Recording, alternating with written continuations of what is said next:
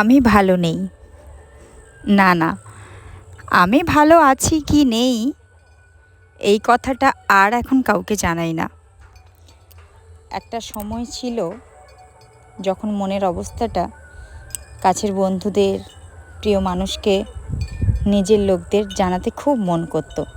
মনে হতো ভালো নেই তো কী হয়েছে, কোনো কারণে খারাপ থাকলে সেটা বোধহয় খুব কাছের বন্ধুদের কাছে বললে মন ভালো হয়ে যাবে, বা কাছের প্রিয় মানুষটাকে বললে সে আমাকে বুঝবে। কিন্তু যত সময় গেছে, যত সময় বদলেছে, একটা জিনিস খুব ভালো করে বুঝে গেছি, আমি ছাড়া আর কেউ নেই। কেউ বলতে কেউই নেই। আসলে এটা বোধহয় আমার শুধু নয়, এটা প্রায় অনেক মেয়ের গল্প।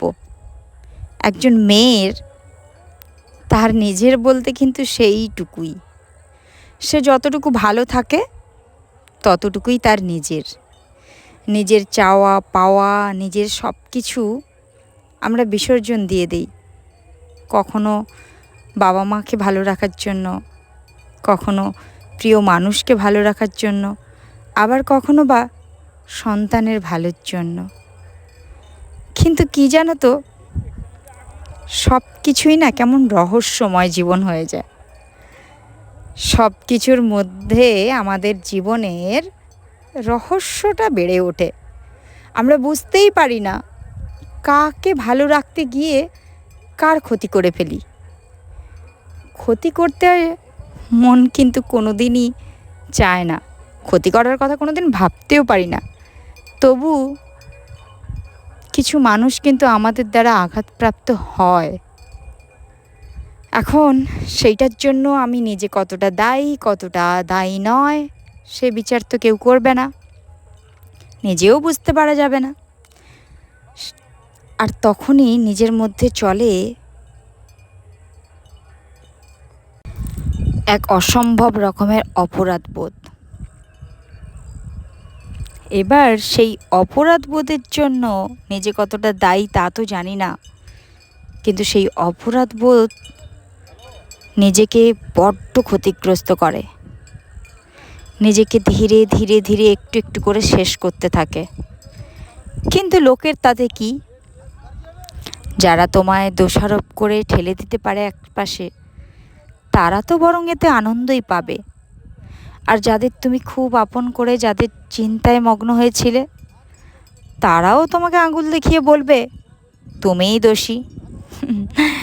ওই জন্যই তো বলি যে ভালো আছি কি ভালো নেই সেটা নিয়ে আর ভাবার সময়ও নেই। হ্যাঁ, যা আছি, যেমন আছি, তার মধ্যে ভালোটাকে খুঁজে নিতে চেষ্টা করছি। নিজের মধ্যের ভালোটুকু, নাইবা সকলের সাথে হাসি হলো, নাইবা কে বুঝলো কে বুঝলো না তার হিসেব হলো, আর সবশেষে সহানুভূতি আদায় হলো। এইসব থাক, এখন বরং একটু আসা যাক নিজের কথাতে। নিজেকে কতটুকু সময় দেওয়া হয় সেটাও তো ঠিক করি না। তাই আজ একটু নিজেকে নিয়ে নিজের সাথে বসলাম। ভাবলাম অনেক দিন তো হয়ে গেল, নিজেকে কি ভুলে গেছি? তাই দেখতে একটু বসে পড়লাম সাজুগুজু করতে। সাজতে গিয়ে একটা জিনিস দেখলাম, মুখের ওপর কিছু প্রসাধনী পড়লে মুখটা কেমন পাল্টে যায়, কিন্তু মুখোশ পরা মানুষগুলো পাল্টে যায় না। নিজে এলোমেলো হয়ে থাকলে নিজেই আবার সেজে ওঠার পর নিজেকে চিনতে পারি না। বড্ড ভালো লাগে নিজেকে নিজে দেখলে। তাহলে আর কি চাই?